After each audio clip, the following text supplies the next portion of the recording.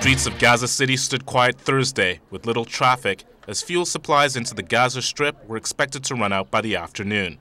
Israel has heavily restricted the flow of goods into Gaza, imposing an economic blockade and bringing duress to an impoverished population that some Palestinians have termed a siege.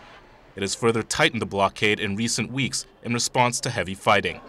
On Thursday morning, residents were still able to access supplies from the United Nations Relief and Works Agency, but it was expected that the UN would not be able to distribute by the end of the day. This week, the shortages have intensified, with UN agencies warning that critical food distribution operations would cease unless Israel allowed further supplies through. The head of United Nations relief operations in Gaza had this to say. We're running out of diesel fuel this evening, which means that we will have to stop our major food operation here, which is feeding almost 700,000 refugees. So that's the first and most immediate consequence of the cutoff of fuel to the Gaza Strip. We have not received any fuel at the UN since the 1st of April. That's why we have run out. Michael Bailey of Oxfam Jerusalem spoke about the humanitarian implications of the fuel shortage.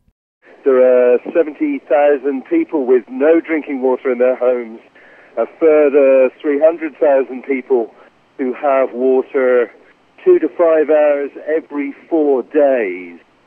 There are 70,000 litres of sewage going into the sea every day, and if the power plant stops working in central Gaza on Saturday night, as it's predicted to do if there are no new fuel supplies for that, then we will see all of that sewage begin to flood into the streets of Jabalia camp and other low-lying areas in Gaza.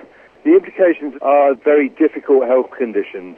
A population of 1.5 million people who haven't had adequate diet for more than 9 months now, faced with no drinking water and sewage in the streets, we'll see epidemic outbreaks of diarrheal disease, and with a very weakened health system unable to respond properly to that, and a weakened population, very sick people, and possibly some fatalities in that eventuality.